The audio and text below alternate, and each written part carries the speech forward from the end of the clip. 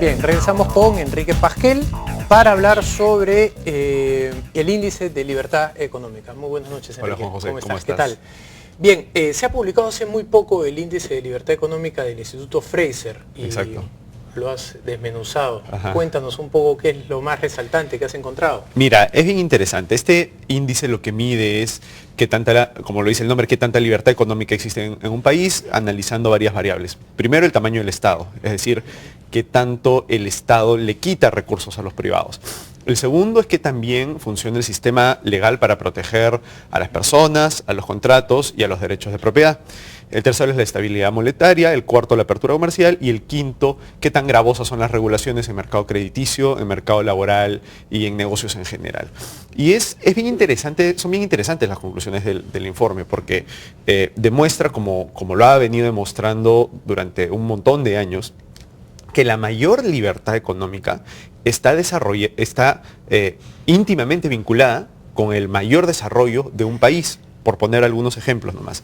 Los países más libres, según el ranking, tienen un ingreso per cápita más de 7 veces más alto que los países menos libres. Los ingresos del 10% más pobre de la población son más de 9 veces superiores en los países más libres que en los menos libres.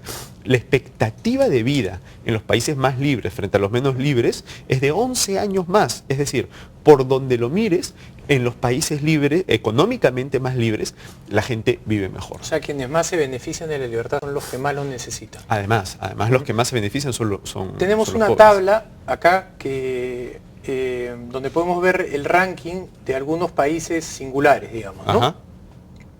Cuéntanos un poco la tabla, por favor. A ver, es interesante, si te das cuenta, Estados Unidos no aparece. Estados Unidos es un país que históricamente siempre había estado en el tercer puesto después de Hong Kong y Singapur como uno de los países más libres del mundo, pero durante el gobierno de Bush y durante el gobierno de Obama, por un lado, por el crecimiento del Estado y por otro, por el crecimiento de las regulaciones, Estados Unidos ha venido perdiendo libertad económica. Hoy día creo que está en el puesto 18, si mal... Hoy día, efectivamente, está en el puesto 18 Estados Unidos. Chile está en el puesto 10. Claro, o sea, es interesante porque nos va bien, ¿no? En libertad económica. Estamos Perú en el puesto 24. Estamos en el puesto 24, ¿no? Somos los segundos de Latinoamérica después de Chile, ¿no? Y es interesante los tres últimos países porque nos dan una idea de realmente qué sucede cuando no hay libertad económica, ¿no? Los países terminan como Zimbabue, ¿no? Los países terminan como Myanmar. Y es increíble, el último país en libertad económica en el mundo es Venezuela. O sea, Hugo Chávez, que se propuso convertir a Venezuela en el país más socialista del mundo, lo ha logrado oficialmente. Lo ha logrado oficialmente. Correcto. Ahora, hay un dato interesante, porque este índice lo que hace es toma data que va desde 1970 hasta el 2010. Y uno puede ver cómo han evolucionado los países durante todos estos años. Tenemos otra tabla, me parece, para ver la evolución peruana. Ajá. Creo que es la siguiente tabla, me parece.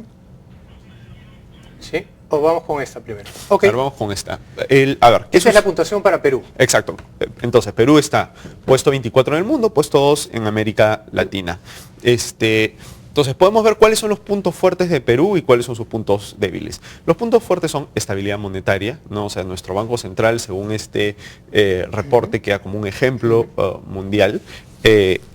Bueno, libertad de comercio, ¿no? Apertura comercial. Exacto, ¿no? De hecho es algo bien interesante porque en apertura comercial no solo es uno de nuestros puntajes más altos, sino que somos los terceros en apertura comercial en el mundo. Y esto básicamente gracias a los tratados de libre comercio, lo cual es una muestra adicional de cómo los tratados de libre comercio benefician a la enorme mayoría de la población, ¿no? Nosotros cuando empezamos a celebrar este tipo de acuerdos comerciales, veíamos en nuestro país mucha reticencia de una serie de sectores bajo una serie de prejuicios como que va a destruir el agro, como que va a crear desempleo. Y no, lo que esto demuestra es que la apertura comercial lo que genera es justamente bienestar, ¿no? Y es una de las áreas en las que destaca Perú.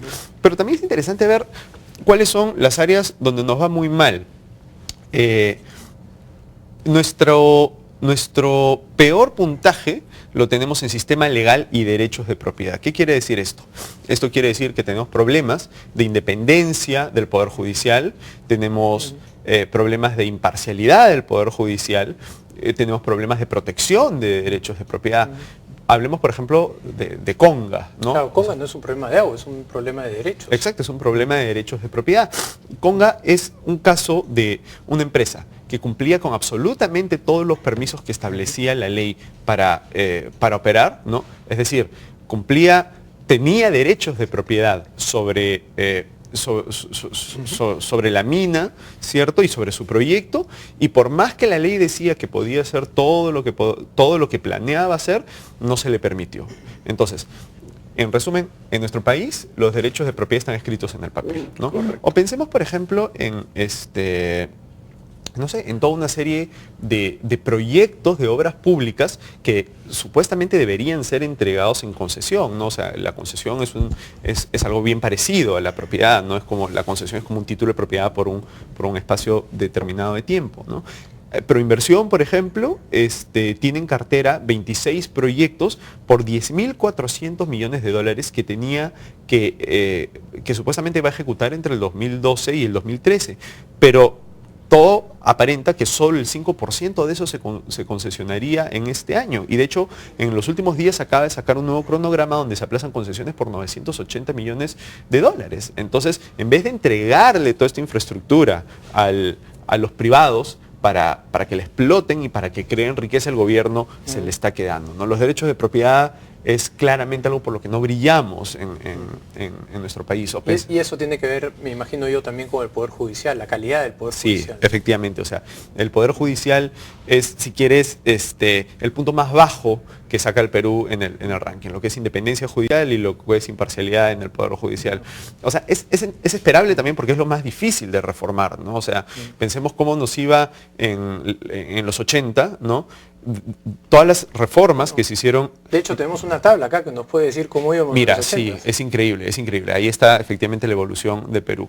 Mira, es interesante, mira, nuestro punto más bajo es 1985 y es curioso, ¿no? Porque mucha gente tilda al gobierno de Belaúnde como un gobierno que empezó... Neoliberal. Efectivamente, yo escucho... La izquierda peruana se quejaba del neoliberalismo de Belaúnde, exacto, ¿no? Y mira, y es nuestro punto, si quieres, de socialismo más alto en la historia. Y de hecho, cuando tú comparas la data de todos los países durante esa misma época, es decir, desde 1970 hasta el 2010, te das cuenta que durante todos esos años, salvo Nicaragua, en el 85, Perú fue el país más socialista de 1970 al 2010. Es una cosa impresionante. O sea, Hugo Chávez pues es un presidente neoliberal al costado de lo que fue Perú en el... Un anarcocapitalista. Exacto.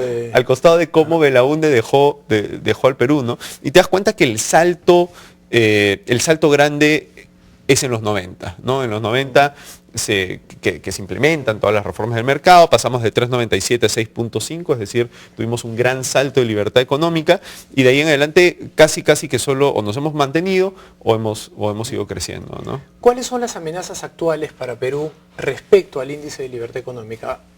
Mira, yo creo que son varias, ¿ya? Y creo que están muy relacionadas con los puntos, si quieres, flacos de nuestras calificaciones. Uno es lo que hemos hablado, del sistema legal y de derechos de propiedad. O sea, si el Poder Judicial es un Poder Judicial que no es independiente, es un Poder Judicial que no protege los derechos de propiedad, simplemente a la gente no le interesa invertir, ¿cierto? Entonces, de poco te sirve tener una moneda estable si es que tú sabes que cuando hagas tu inversión, el Poder Judicial no va a proteger tu inversión. Ese es un riesgo bien grande, ¿no? Otro riesgo es otra de las áreas donde nos va muy mal, ¿no? Que es todo el tema de regulaciones. Que efectivamente, especialmente en dos partes. Regulaciones laborales.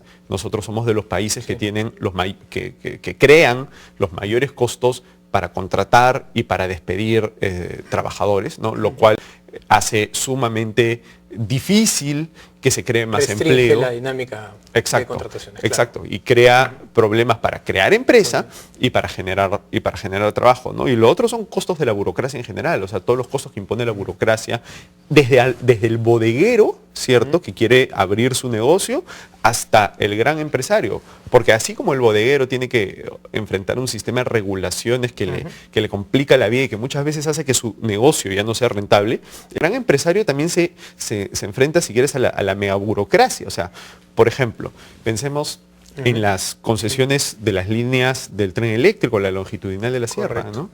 Muy bien, te agradezco muchísimo, Enrique, por tu visita y vamos a una pausa, regresamos con el final del programa.